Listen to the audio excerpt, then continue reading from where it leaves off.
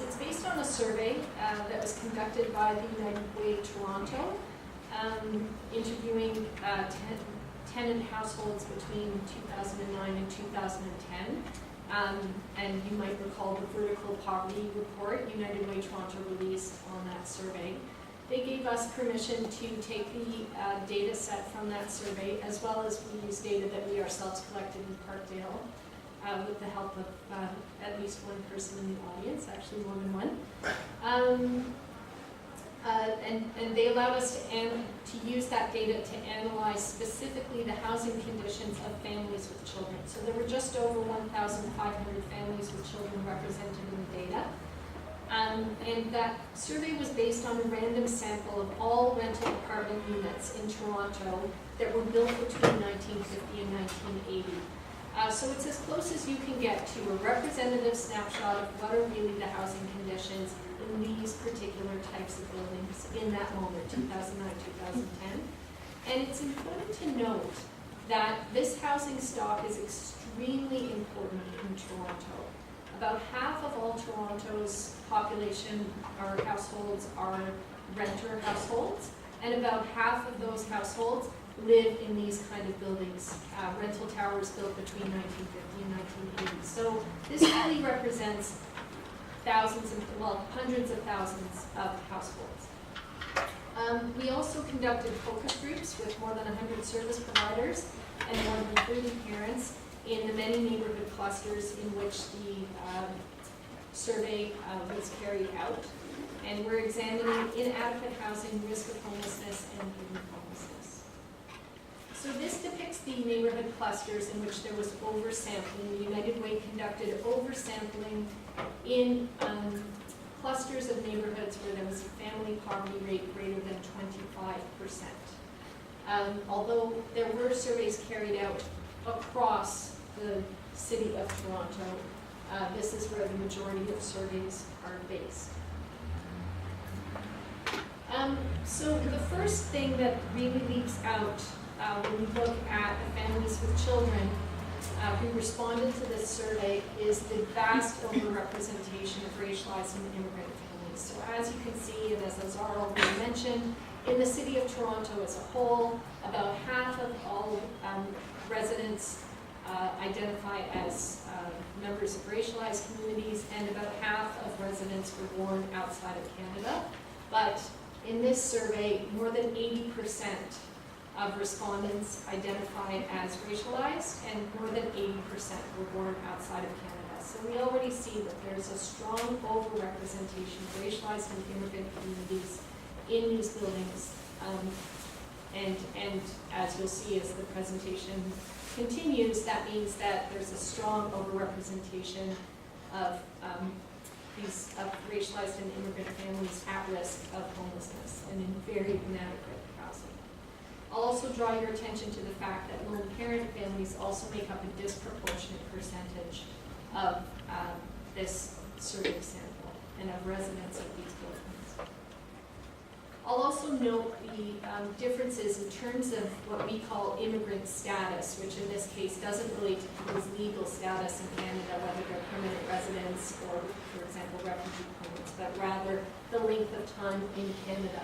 So as you can see, 35% of the sample as a whole are newcomers who've been in Canada 5 years or less. And overall, more than 50% have been in Canada 10 years or less. And that accounts for 70% of all of the immigrant respondents to the study. The rate in Toronto as a whole is that about 22% of immigrants have been in Toronto or have been in Canada 10 years or less. So again, we see a very disproportionate representation of relative immigrants. And as might be expected, we also see a much higher rate of post-secondary education among residents who responded to this survey. So the rate of post-secondary education very, very high and consistent, of course, with criteria for immigrating to Canada, as Gopi and Azar both alluded to. So you'll see shortly that we're using the phrase risk of homelessness. And when I say that, I don't mean that we have statistically calculated the risk that a particular family responding to this study would in the future become homeless. We don't have the data to support that kind of analysis. But what we're using here is the Canadian definition of homelessness, which was produced by scholars, researchers, service providers, and policymakers who wanted to come to kind of an agreement about what we mean by homelessness in the Canadian context. And so this definition includes a category called at-risk of homelessness, which includes the kinds of housing conditions that we're looking at in this survey. Because of course, every family in the survey was housed by definition. They were interviewed in their homes through a door-to-door survey. So working with the survey data, we defined what we called indicators of inadequate housing. We looked at 6 basic areas of housing adequacy, and adequacy of housing is defined by Canadian Origin Housing Corporation. It's defined by the United Nations. So we drew on a number of different types of definitions to come up with the components of housing adequacy. The first is affordability, and in this survey we defined housing as unaffordable if it costs 50% or more of household income. The second is what CMHC refers to as suitability, or the adequate size to accommodate the family or number of household members. So in this case, we define housing as overcrowded if there are more than 2 persons per bedroom. We define housing as unsafe if the resident indicated that they had changed their daily routine or were avoiding certain areas of the building because of safety concerns.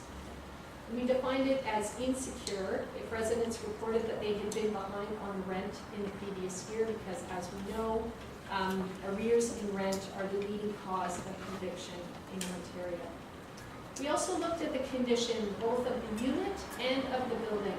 There were a number of indicators of conditions both in the unit and the building in this survey. It was very robust in that respect. It had a lot of information. So we created definitions that were quite, that were indicators of really severely bad conditions. So unit conditions were defined as bad if it had required 3 or more major repairs in the previous year and the landlord had failed to complete them all. And the building conditions were defined as bad if the building has 2 or more of pests and vermin, frequent elevator breakdown, or broken entrance locks. And that was a kind of constellation of conditions that United Way Toronto also highlighted in their vertical poverty report as being particularly indicative of a number of other social and housing problems within the buildings. So this is how those indicators look when we look at the families with children in the survey. A full 50% are living in overcrowded conditions. That is, they're in households that have more than 2 persons per bedroom. And I'll note that our definitions of overcrowding and affordability are established a much higher threshold than the Canadian Origin Housing Corporation's definition of core housing need.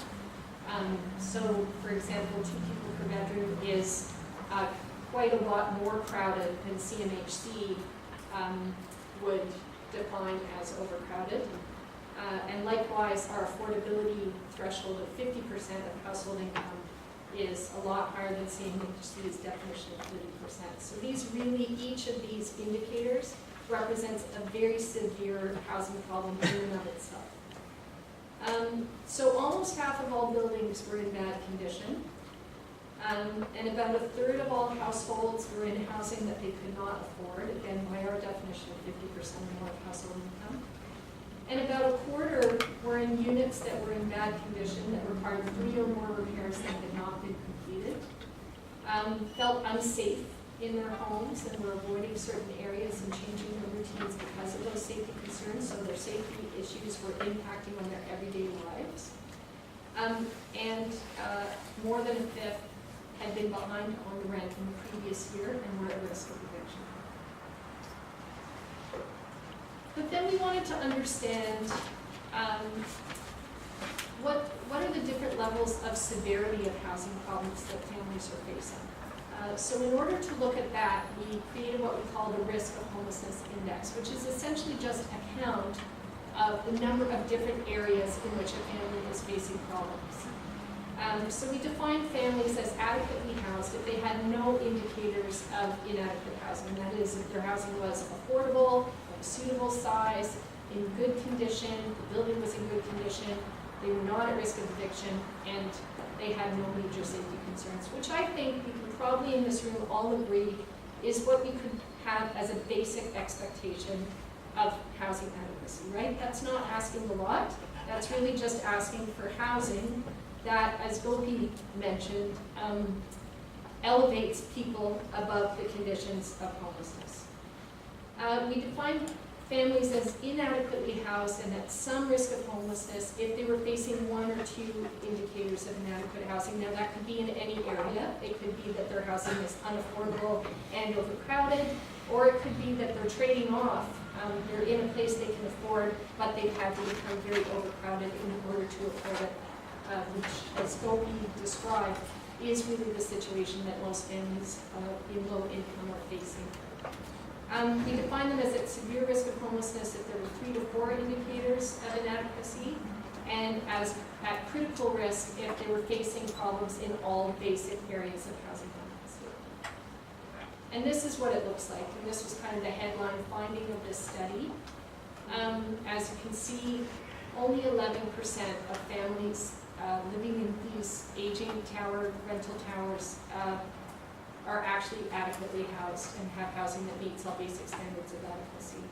Almost 9 out of 10 are in housing that has at least one major problem. The vast majority of those, 56%, are in housing that has 1 or 2 major problems. And then a third have 3 or more major problems in their housing. So we're really facing quite a severe degree of housing inadequacy that is linked, that not only means that their housing itself fails to meet the basic needs of housing and therefore places them in a condition we could argue is hidden homelessness, but really directly places them at risk of a housing loss that could lead to other forms of hidden homelessness or visible homelessness and shelter use. This is an infographic that takes this data and expresses it in a different way. So if all the families in this survey were in a single building that has 100 apartments, only 11 of those families would be adequately housed. 56 of them would have 1 or 2 problems in their housing. 30 of them would have 3 or 4 problems in their housing, and 3 of those families would have problems in all areas of adequacy. Now, one thing that we did was try to get a sense of, were there differences in terms of level of risk of homelessness, or in terms of the type of severity of problems that families were facing. So we tried to correlate severity with various other indicators and variables in the study. And the first thing, and one of our kind of immediate instincts was, this must be related to immigrant status in some way. And you recall immigrant status isn't people's legal status, it's how long they've been in Canada. We actually found this isn't the case. There was not a strong relationship between the level of severity of homelessness risk and the length of time people had been in Canada. There was some relationship in those smallest groups who were adequately housed and those who were at criminal risk, or critical risk, criminal also. But generally speaking, there's not a strong correlation here. And one of the ways that we explain this, and the findings were similar around racialization, is that immigrant and racialized families are already strongly overrepresented in this area of the housing stock that, as we've just seen, is almost entirely bad housing in one way or another. So that increased risk is already accounted for just in the population who lives in the buildings. But then once you're there, there's not a correlation because so few people there are adequately housed. We did, however, look at low income, and I'll point out that 71% of the families responding to the survey were below the low income cutoff for their family size. So that is an outrageous level of low income. The level of low income among families for Toronto as a whole is about 20%. So if you want to know where families living on low income in Toronto are living, where they're being housed, it's in this housing stock, more so than anywhere else, and probably followed by second suites and basements. However, that high rate of low income is very unevenly distributed across levels of risk, which of course does not come as a surprise. So those who were above the low income cutoff, those few who were above the low income cutoff, were much more likely to be living in housing that was adequate. Then we wanted to look at people's source of income. There's a persistent myth that employment is the key to adequate housing. And as Gopi has already explored, that is not in fact the case, and increasingly it would seem that employment is not sufficient to guarantee people an adequate standard of living, and certainly the findings of this study bear this out. So as you can see, it is true that those who are adequately housed were more likely to cite employment as their main source of family income in the previous year. However, about 2/3 of the sample overall were drawing on employment income as their main source of income. And nevertheless, 9 out of 10 are inadequately housed. And as we can see, the majority at every level of risk of homelessness, except for that critical level, are in fact receiving employment income as their main source of income. And then the other story this slide tells, I think, is the really deplorable inadequacy of government transfer benefits to protect families from low income and from hidden homelessness and risk of homelessness. And so we can see that as receipt of government benefits increases, so does the severity of homelessness risk. There's another myth, I think, that is really important to think about in relationship to what this forum calls migrant communities, immigrants and refugees, and people with no status or with precarious status. And that's that housing mobility will solve this problem for most people. So there's this idea that everybody has to live in crappy housing at the beginning, right? Everybody settles in poor housing, but then moves out of it. Everybody has to double up with another family when they first arrive, but then eventually they move on to having a small home of their own and then a nice big house in the suburbs. So that's the story that we hear. But the findings of this study do not bear that out.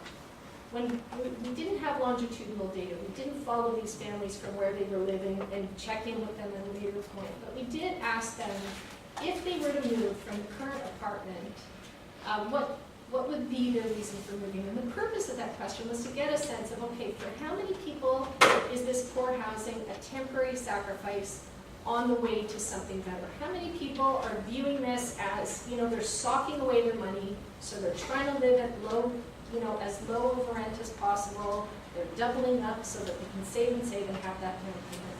Well, the reality is very few people. And in fact, the vast majority of people who had plans to buy a house were those who were already adequately housed, and likely those whose employment incomes were sufficient to bring them above the low income level.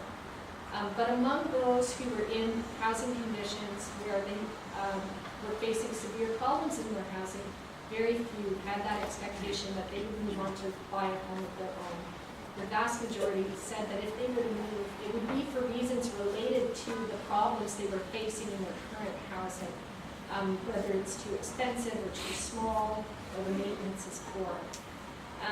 And the survey also showed that those who were at some risk of homelessness were also likely to have been in their current apartments much longer. than those who were adequately housed or who had fewer housing problems. So in fact, it seems that the reverse is true, that bad housing does become a cycle that becomes entrenched and is likely to persist over time. And I think that a lot of what Kofi has explained really illuminates that. I'm going to skip that slide. So we understand that inadequate housing has important effects on families, and our focus groups really brought home that each of these housing problems has a severe impact on families' everyday lives. It has an impact on children and their development, as Kofi has said. It has an impact on family relationships, and of course it has an impact on settlement and integration, and even the ability to find and secure adequate employment. We also heard in our focus groups that in fact housing loss is quite common among low-income families, and that hidden homelessness is also very common.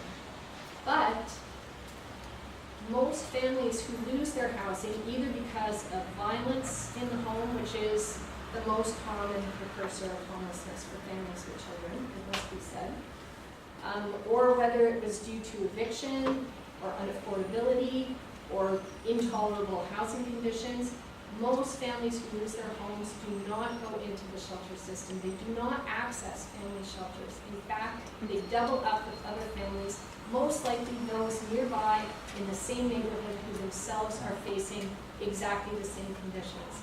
And that's where we see the kind of intensification and concentration that Kofi's presentation so clearly depicted.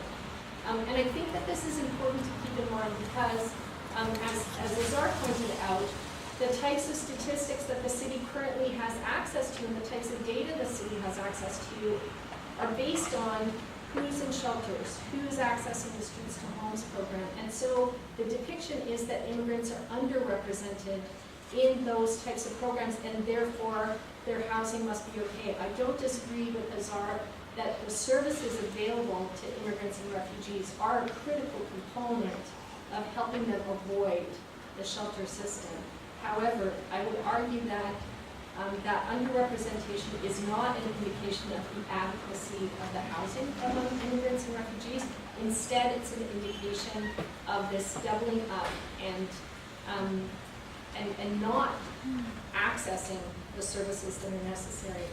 And what we heard from people about the reasons for doubling up is that people want to stay in their neighborhoods. Those social networks are absolutely critical. Their connections with services, as well as their informal connections with neighbors who provide the kinds of support and resources, informal childcare, access to a loan, that people really rely on, especially when living on low income.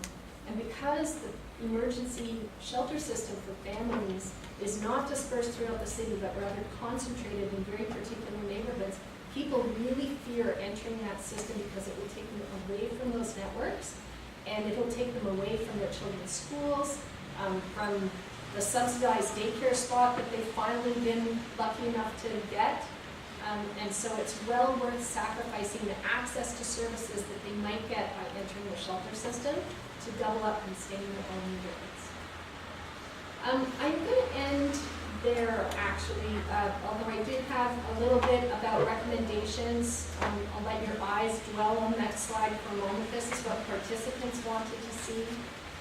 And there were certainly some very specific links that participants, both service providers and families, drew to immigration policy and the experience of immigrants and refugees in terms of discrimination in the labor market and the housing market that need to be addressed in order for this problem to begin to be resolved.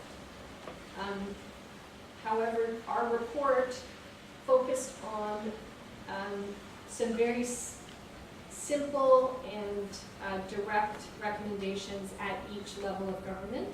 And basically, I guess I'd like to leave you with the message that every level of government has a role to play in creating new affordable housing, which is critical, in increasing people's incomes, and in enforcing standards and tenant rights.